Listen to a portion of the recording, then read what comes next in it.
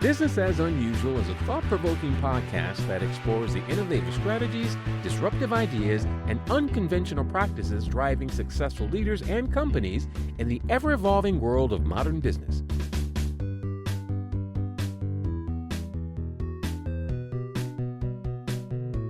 Subscribe, comment, and share for weekly inspiration with our host, Aicila. Welcome to Business as Unusual. Today, we're diving into the uncharted territory of rest and self-awareness with our guest, Jessica Adams, the founder of Discover.yellow. We uncover why rest is crucial, not just for survival, but for thriving in both personal and professional realms.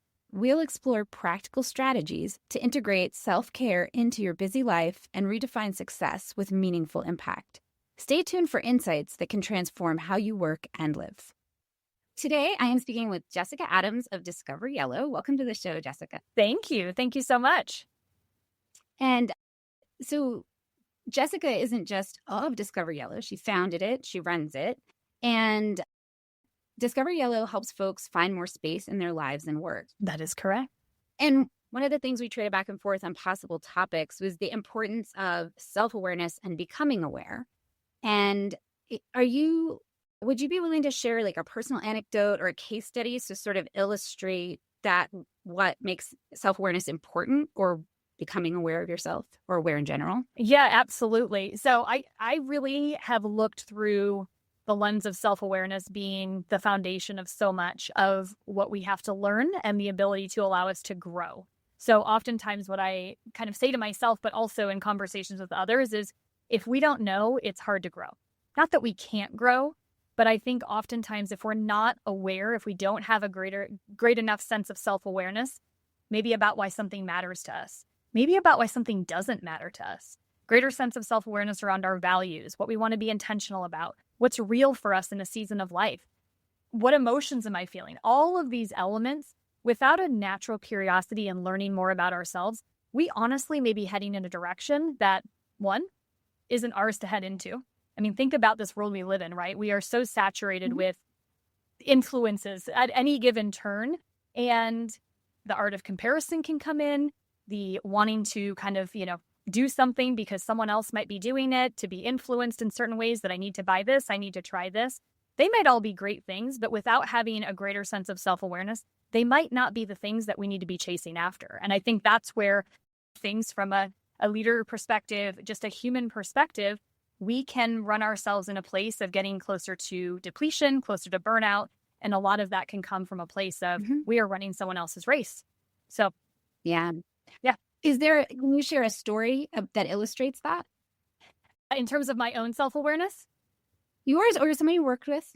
Yeah. So when I think about self-awareness, and I'll speak personally, but having done workshops and retreats and team exercises and things, there are a lot of similarities when I talk about having a greater sense of self-awareness to recognize the moments in and throughout my everyday that I have the opportunity to use time as a gift, something that I can invest in versus something that's just spoken for me. And so that is really kind of the opportunity to create margin. It's that space maybe in between transitions. And so what that looks like is a lot of times at workshops and retreats, it looks like unpacking some questions, right? Some thinking about, if I look at my general flow of my day, where might I have opportunity to take a bit of a pause, to recognize in that day of maybe transitioning from one activity to another, what do I need, right? What is my body telling me that it needs? Maybe it's a bit of movement. Maybe it's some connection, actually. Maybe I need to pick up the phone, send someone a text. Maybe it's some type of knowledge in that point. I want to be consuming something and learning something. Maybe it's a creative outlet. That can look different for everyone. So for me personally, movement comes at the top, right? I definitely tend to be a person who I enjoy working out. I enjoy moving my body. I work out usually in a community type environment. So it also allows me a place where I can encourage others. Others are able to encourage me. So what I've realized is that even in, and especially in, a busy week, a full day, prioritizing some element of moving my body is very important to me. Now, am I perfect? No, I'm human, right? Just like everyone that's going to be listening here. But I think the reality is having a greater sense of self-awareness around what are those points in your day where maybe some margin, you're capable of creating some margin. It's necessary for you to then refuel and repurpose into that next activity. And asking yourself the question, what do I need? So oftentimes what I will tell people is through a series of questions, unpack a little bit. Well, in times when I'm feeling stressed, what are the things that actually help me lower my shoulders a bit, right? We can often tend to hold some stress here, maybe in our jaw, right? Is it that I need to breathe a little bit different? I need to pay attention to how I'm breathing. Is it that I actually need to get up from my desk or move a little bit? Is it that I need to transition from what I'm working on for a bit, maybe set it aside or have a creative brain dump of some sort where I've just gotten myself stuck? Because I think sometimes the story we can tell ourselves is that creating margin in and throughout our day actually is a distraction or keeps us from being productive or getting things done. And I would argue, just based on research and things I've read and just personal experience and again, through feedback from others, that it's anything but. It actually has the ability to not only refuel, but help us be more productive in a bigger sense. And sometimes it's even about checking in and recognizing, I don't even know why I said yes to this. I said yes to something in such a cadence or a momentum that I didn't really think about what my yes or my commitment meant. And now I'm overstretched. So just having those little bits of pause or transition. But I think where that stems back to in your earlier question is having a greater sense of self-awareness around where those moments of pause and margin are necessary for me. And they're different for each of us, and how I can utilize that time to refuel in ways that are meaningful. I mean, I totally relate to that. And especially I think I have the sort of get things done in common. Yep. Like you said, like I can thrive. Like I used to do a lot of events. I can really thrive in that. And learning how to notice when it went from thriving to draining. And it is that it's how am I refueling? Am I paying attention to the right things? Could you give like 2 or 3 tips or actionable strategies? Like if somebody is hearing this and they're like, oh yeah, I relate to that, and they need to get to know what those moments are, can you give them a couple of tips or strategies on how to get out for themselves? Yeah. So a couple things come to mind. So what I would say is the first one is the invitation to be curious. Do I have something to learn from my circumstance right now? The other thing I would say is to allow yourself the opportunity to learn and to know that you can relearn. So what I mean by that is I don't think there's any one size fits all with, again, when the margin needs to happen in and throughout the day, how I use that time to refuel and really refresh in ways that are meaningful. And I also don't think we are the same person day in and day out, week in and week out, year in and year out, right? We go through these different seasons. Our circumstances change. We are dynamic individuals. And to be honest, I think that's kind of a beautiful thing if we choose to look through a lens of what do I have to learn in this season? So not being almost so, like I would almost encourage people to not be too rigid. So the questions you might be thinking are, okay, if I look at my day, are there any natural opportunities to create a little margin or a little pause? Sometimes that's taking a hard look at our schedule of what we say is important versus how we're spending our time. And no judgment there, no shame there at all. But it is it's a real question that I think we owe it to ourselves to ask. And so we don't get to a place. I read one time, this woman was talking about how we wouldn't just jump into a river typically without knowing how deep it is, what's at the bottom, the temperature, where it leads. And I think the same can be true about the decisions that we're making or what we're just jumping into is asking ourselves also, how do I need to chase this choice? Where might this be taking me? I can tend to be a person who I'm a helper by nature, right? I want to help. And I love helping people. I love to make a difference and an impact. But I do have to be cautious with that chase your choice, right? Sometimes it is actually better for me to have a purposeful no so that I can make more room for a purposeful yes. So I would encourage, again, in terms of thinking about where am I, what season am I in? Do I really have the capacity? Do I have the energy? Do I have the bandwidth to be doing what I have been committing to? And maybe the answer is yes. And sometimes it's even a little more. But maybe the answer is no. And maybe that for this season right now, that's okay. And that would create a little opportunity for a bit more margin or time for you to refuel in ways that are meaningful for you. So I think the check-in, I guess, is what I would say at the end of the day, is the check-in is the opportunity to learn what you choose to do with that. Maybe create an action or two and try something, but give yourself grace in the process. Know that you are dynamic, know that you are changing. And just because it doesn't work the first time or you don't notice, the reality is those little deposits, those buildups over time, they start to shift the way you look at this opportunity for margin to a gift and a gift of time, and to use it for purposeful ways. So I would encourage people to think about, what does this refuel look like for me? I actually have a quote that I come back to often, which speaks to kind of a reframe and a question, which says, oftentimes we will ask ourselves this question, which is, have I worked hard enough to deserve rest? And the reframe of that really should be, have I rested enough to do my most loving and meaningful work? And that's really powerful. I read that once and it has really stuck with me. And I encourage people to think about that, because I think if we're honest, we all deserve rest. It's the way we function best as humans, right? It's the way we were designed, whether rest looks like sleep or connection with people, whether it looks like creative outlets, or maybe it's a little bit of a mental rest, right? I just need to actually take some time to recharge in that way. Rest looks different. There's usually 7 to 9 types of rest, I think, that people typically talk about. But recognizing that we need to be coming from a place of rest in order to do the work that we're called to do in a loving and meaningful way, and recognizing what that rest looks like for us and knowing that it has the potential to be different it really is a very powerful tool in the element of self-awareness, I think. No, I love that question. What advice would you give your 18-year-old self?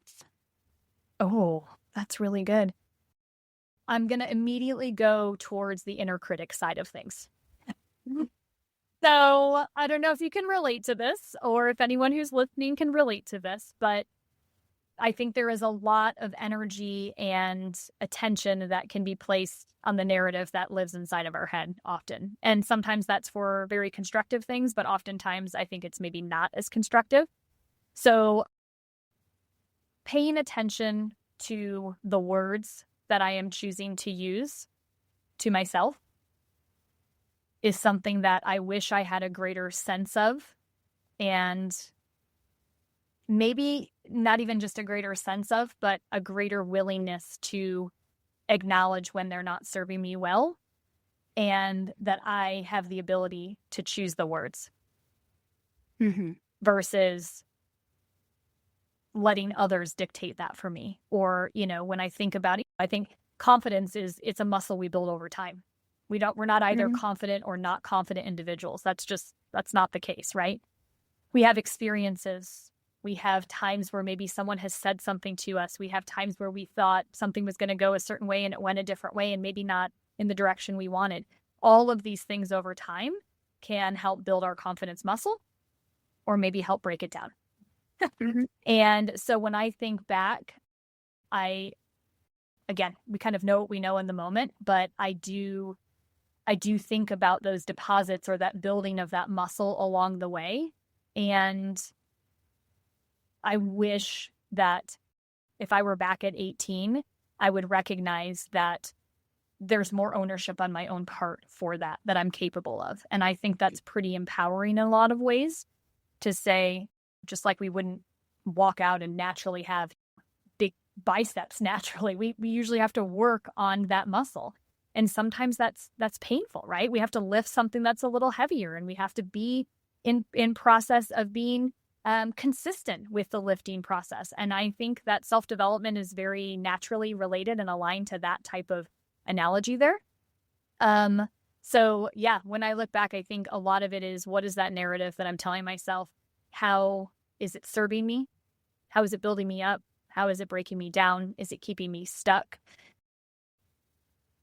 What would I say to someone else? And am I able to say those same things to myself? Because the reality is, I've learned now how much kinder I can be with my words to other people, how much more supportive, encouraging, understanding, compassionate than sometimes I am to my own self. Hmm. Can you relate to that? I feel like that is a very, unfortunately, a common thing that I think a lot of folks have to learn how to navigate. That would be great. I bet your 18-year-old self would really thrive on that. Yeah. And I bet a few 18-year-olds would. I think so too.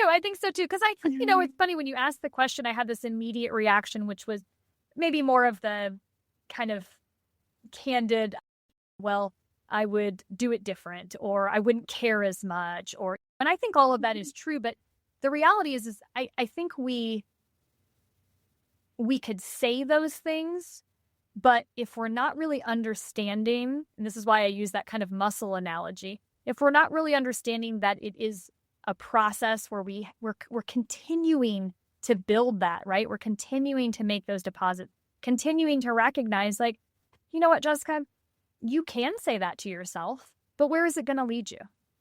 Yeah. Is that where you want to go? And I think that's the piece that almost feels so much more empowering. I'm not sure, like, when I look back at 18-year-old Jessica, which feels like a long time ago, how empowered I really felt in being able to choose words that were true and were constructive for me in the right ways. Mm-hmm. Yeah. What's something you're excited about in your business? So either, just something you love doing, or a new program or project or an event, just something you're excited about. Yeah. Well, I have to say, at its core, this is probably a very simple answer, but the first thing that comes to mind is I get excited about this work because it allows me to be very creative, right? There is no one-size-fits-all approach to any workshop. I constantly love to, I'm reading, I'm listening to things, I'm learning from individuals that have been with us in this community, and I am redesigning workshops that I believe have the ability to get people thinking, have the ability to learn something, and take something away much beyond our time together. So I think the things that excite me are continuing to be able to create these environments where people have the opportunity to learn and grow, and to maybe even choose to do one thing different that allows them to live life with more intention. What it looks like in actual execution, I'm excited in 2025 for maybe some collaboration opportunities. I love hosting retreats, but I know that there are so many other people out there that are doing similar type of work, and I am a collaborator by nature, but I have a real desire to maybe align with a couple individuals and maybe think about what some collaboration opportunities could look like, all in the opportunity to give people an enhanced experience, to keep making these types of investments even more valuable. And whether that be individuals who are also facilitating different type of self-awareness related workshops, or it's individuals who maybe are, certified in some type of movement exercise or breath work or other things like that. I think those are definitely elements that have the ability to just enhance the overall Discover.yellow experience.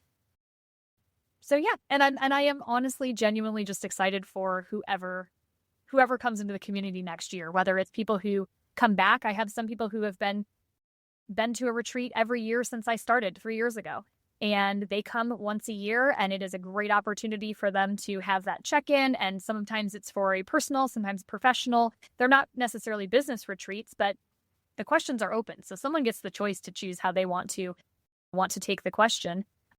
But I am always of the opinion of whoever is meant to be there will be there. I know that. I don't believe anything is by chance. And I just get excited for who I will have the opportunity to work with next year, and who I have the opportunity to learn from. Because that's the other thing, is this work, I feel so inspired by it, but I never lose sight of how inspired I am by every person that I get to learn from. Mm-hmm. Yeah. For folks that are listening, how do they learn more, follow you, get in touch? Yeah, great question. So easiest way to find me certainly would be the website. The website's going to definitely offer you all of Discover.yellow, the journey of how it started, how to get connected, testimonials, retreat experiences, what I'm all about. I think that's really important if you're choosing to attend this type of workshop or retreat experience. everybody is not for everybody. And I think it's very important to recognize what you're looking for in your own personal experience. So even on the website, there are some indicators of what you can expect, what a day in the life of a retreat looks like. And I've done that on purpose because I really want people to recognize why they would be making this investment, what it really looks like for them. So definitely on the website, also on social media. So Instagram, Discover.yellow, and Facebook is just Discover.yellow. And I would love to stay connected. So thank you. Thank you for joining us today. thank you so much. I appreciate the opportunity. What a delight to have Jessica here to talk about her own journey and the ways that she's bringing that journey to others. If you can relate to the need for more rest in your life, take on her challenge to be curious about what you need to build those refueling routines. Remember, rest to invest in your best. Next episode, we'll dive into tools from the Business as Unusual toolbox, helping you disrupt the norm with flair. Thank you for tuning in to Business as Unusual. Remember, in this ever-evolving world of modern business, it's not about fitting in, it's about standing out. See you next time. Stay curious, stay innovative, and always keep it unusual. I hope you enjoy the show. I love making it. If you did enjoy it, consider hopping over to the review portion of the platform you listen on and letting other people know about it.